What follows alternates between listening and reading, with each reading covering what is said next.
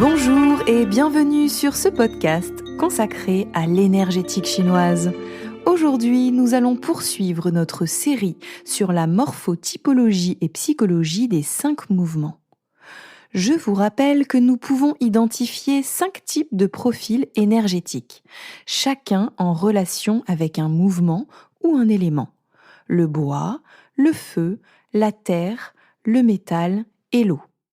Nous possédons un peu de chacun des éléments, mais souvent un mouvement domine en nous et se manifeste à travers notre physique, notre manière d'être ou de réagir face aux événements de la vie.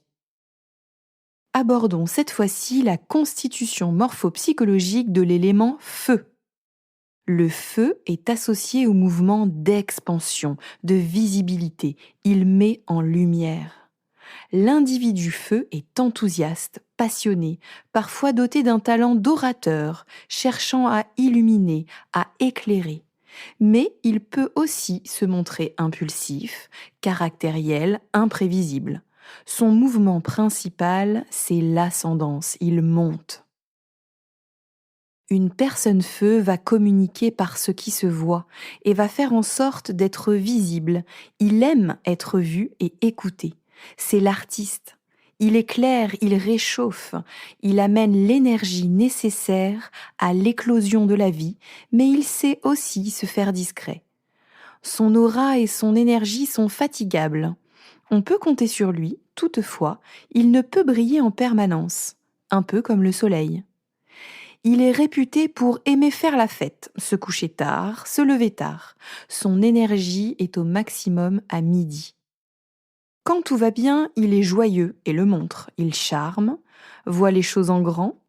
En revanche, lorsque le stress prend le dessus, il est dans le défi.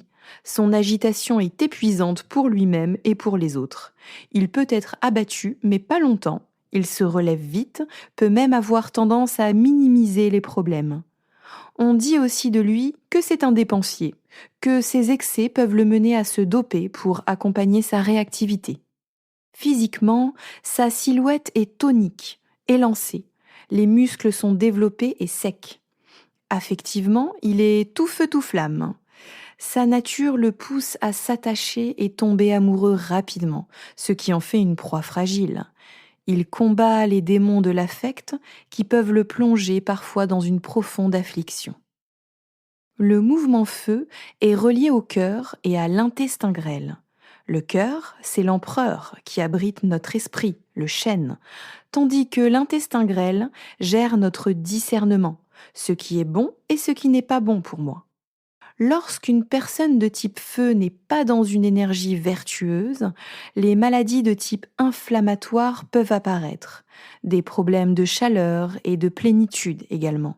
Son système cardiovasculaire sera particulièrement touché s'il est en déséquilibre.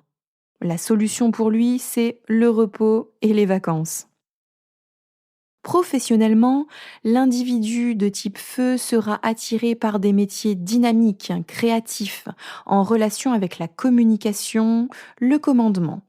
Naturellement, il sera attiré par des disciplines toniques et intenses telles que les sports cardio, à savoir le crossfit, le squash, le jogging, les courses. Rester assis est très compliqué pour lui. Il a besoin d'être debout, d'être actif. Si vous avez envie de développer un peu de feu chez vous, privilégiez les cuissons sautées, les aliments cuits au feu de bois, les agrumes et les épices douces. Allumez une bougie, faites-vous un cadeau, allez courir, mettez-vous au soleil, soyez en mouvement. Quelle relation entretient le profil feu avec les autres profils énergétiques ? La personne bois va venir le nourrir, lui permettre de continuer à briller davantage. Vous l'aurez compris, le bois attise le feu. Une personne terre l'aidera à s'exprimer, à se poser s'il est tout feu tout flamme. Elle saura le modérer, mais elle pourrait bien dans certains cas le ralentir, en l'étouffant par exemple. Le profil feu se sentira utile en présence d'une personne métal. Il pourrait avoir l'envie de driver ce profil. Attention de ne pas y aller trop fort car ce métal pourrait finir par fondre. La relation avec une personne eau pourrait être délicate. Le feu et l'eau, ça fait de la vapeur. Elle sera utile pour modérer les ardeurs du feu. Et si ces deux mouvements apprennent à fonctionner ensemble, les choses pourront rapidement évoluer. Un peu comme la vapeur qui a pu faire avancer les locomotives. Mais attention, trop d'eau pourrait éteindre ce feu. Tout est une question de dosage.